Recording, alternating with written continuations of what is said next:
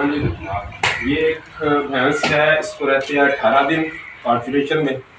10 महीने इसके चल रहे हैं, 10वां महीना। अब इसकी हिस्ट्री ये है कि ये जानवर कल गया है नाले में नहाने के लिए, बच्चों ने गलती से इसे नाले में डाल दिया है। ये बड़ी खतरनाक सी चढ़ाई उतरा है और फिर चढ़ के वापस आया है, और उसके बाद इसने फीडिंग जो है वो बंद कर दिया और मुसलसल इसने अंगड़ाइयाँ लेनी शुरू कर दी और पेट में दर्द, और साथ में इसने वजाइना से जो है वल्वा से थोड़े से जाले भी फेंके हैं। रात को एक लोकल प्रैक्टिशनर जो है उसने इसके ऊपर कोई ट्रीटमेंट किया है और रेक्टल पल्पेशन के जरिए उसने इसको चेक किया है फिटनेस वायबिलिटी के लिए।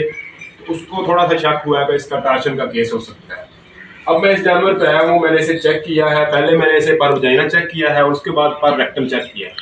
पर वजाइना फाइंडिंग ये थी कि राइट साइड क्लॉकवाइज ट्विस्ट आ रहा है right at the level of cervix, और सर्विक्स जो है उसका फर्स्ट रिंग ऑलमोस्ट ओपन है, लेकिन सर्विक्स पूरी तरह से एक्सेसिबल नहीं है।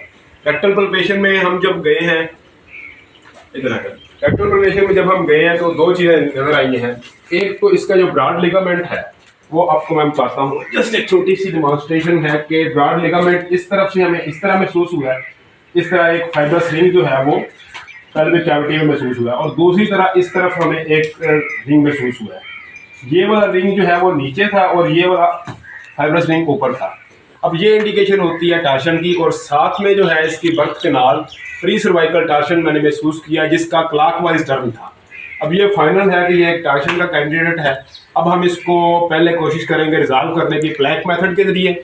तो ओनर जो है वो इसका बंदोबस्त कर रहे हैं प्लैंक का और पली वगैरह का, और कुछ लोगों को बंदोबस्त कर रहे हैं। अगर वहाँ से ना हुआ तो फिर ये सिजेरियन का कामयाब उम्मीदवार है, क्योंकि अभी तक फीटस वो जिंदा है। मैंने रेक्टल पल्पेशन की है, बच्चे के सर को हाथ लगाया है, उसके मुंह में फिंगर डाली है, तो उसने फ़ौरन सकिंग रिफ्लेक्स दिया है। तो अभी हम करते हैं इसको और फिर वो भी आपको दिखाएंगे साथ।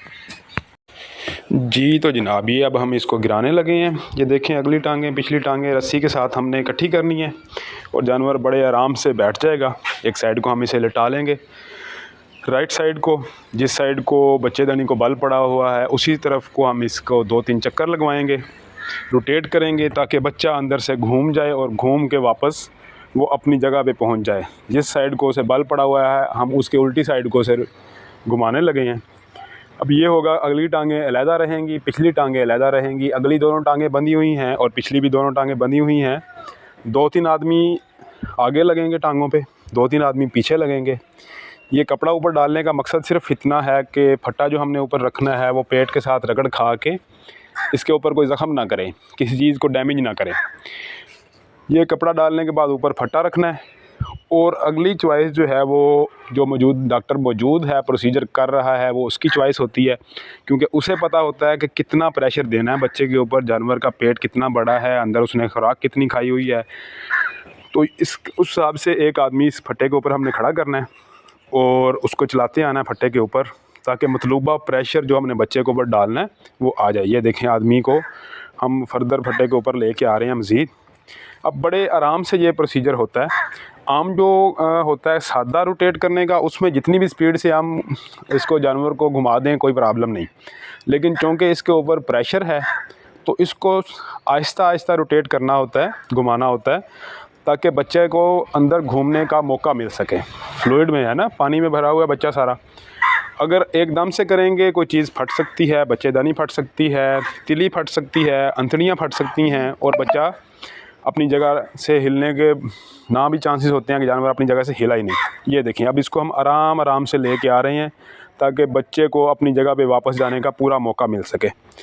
ये एक चक्कर हो गया, इसके बाद हम 1-2 चक्कर और लगवाएंगे। और ये बात किताब में भी रिकमेंडेड यही है कि आप 3, 4, 5 मैक्सिमम इसको कलाबाजियाँ लगवाएं। और मेरा अपना भी 10 साल का एक्सपीरियंस यही है कि जो बच्चेदानी का बल या टार्शन निकलनी होती है वो 1, 2, 3 मैक्सिमम 4 में निकल जाती है। अगर उसमें नहीं निकली तो फिर उसके निकलने के चांसेस बहुत कम होते हैं। अब ये जानवर जो है, इसको अभी हम देख रहे हैं कि एक हो गया, ये अब दूसरा इसको लगवा रहे हैं। इसके बाद एक तीसरा हमने इसे लगवाया था, और उसके बाद जब हमने इसे चेक किया है तो 360 डिग्री टार्शन थी। 2 बल पड़े हुए हैं बच्चेदानी को, और एक बल भी 3 कलाबाजियों में नहीं निकला। तो फौरी तौर पे हमने डिसाइड किया है कि इसको मैंने फ़र्दर कलाबाजियाँ नहीं लगवानी। मालकान को आगाह कर दिया था कि भाईजान इसके बाद आपकी अपनी मर्ज़ी है, चाहे आप सर्जरी करवाएं या आप इसको किसी और डॉक्टर के साथ रब्ता करें। उन्होंने फ़ैसला करने में देर की और तकरीबन इस प्रोसीजर के 4-5 घंटे के बाद हमने इसका ऑपरेशन किया है। जानवर तो बच गया लेकिन बच्चा ज़ाया हो गया।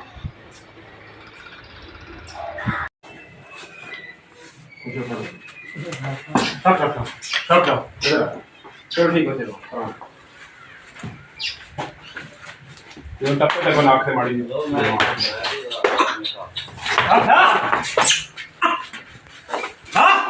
बस।